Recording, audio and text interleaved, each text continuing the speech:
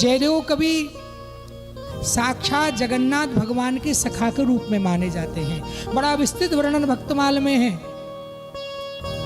और अंततो गत्वा इनकी पत्नी जो पद्मावती थी ना, इनके विषय में तो भक्तमाल में वर्णन है कि राजा जब इनका शिष्य हुआ तो इनको अपने राजमहल में अपने साथ रख लिया था, है ना।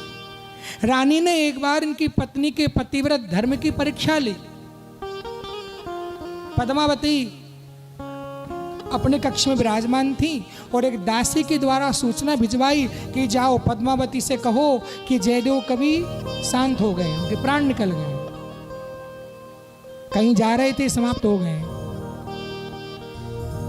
जैसे ही पद्मावती ने सुना कि मेरे पति शांत हो गए हैं, तो उन्होंने अपने हृदय से पूछा और हृदय ने कहा कि तुम्हारा सुहाग अभी सुरक्षित है। रानी बड़ी लज्जित हुई। अब रानी समय पाकर के अनेक प्रकार से इनके पातिव्रत धर्म की परीक्षा करती। कुछ महीनों के बाद में रानी ने स्वयं जाकर के कहा कि मैं आपको सत्य सत्य कहती हूं कि तुम्हारा पति शांत हो गया है।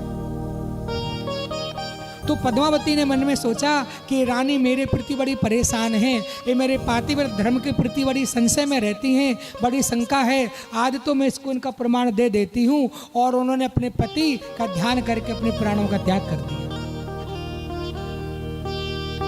रानी ने सोचा ऐसा कुछ होगा नहीं, मैं इनकी हंसी उड़ाऊंगी।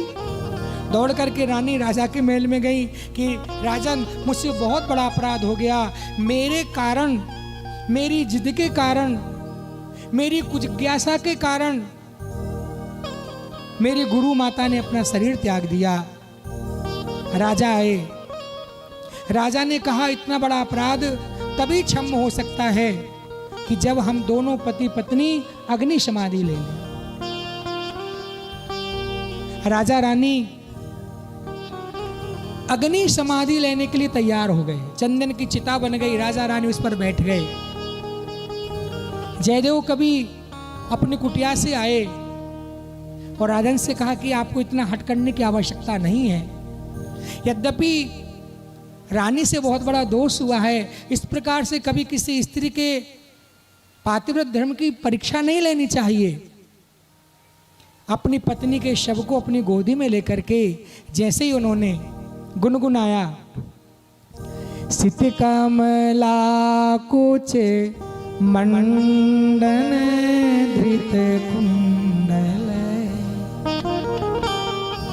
इस लाइन का अर्थ होता है कि जैसे आप कच्छप अवतार लेकर के और अमृत को अमर देवताओं को दिलाने के लिए सहायक बने थे, वैसे आज कुछ अमृत की वर्षा मेरी पत्नी को पर भी कर दीजिए। सित कमला कुच मंडन धृत कुंडल, कलित ललित बन माल, जय जगदीश हरि। और जैसे ही अष्टपदी का गान हुआ, वैसे ही पद्मावती जीवित होकर के और खड़ी हो गई। ऐसा इसका प्रभाव है।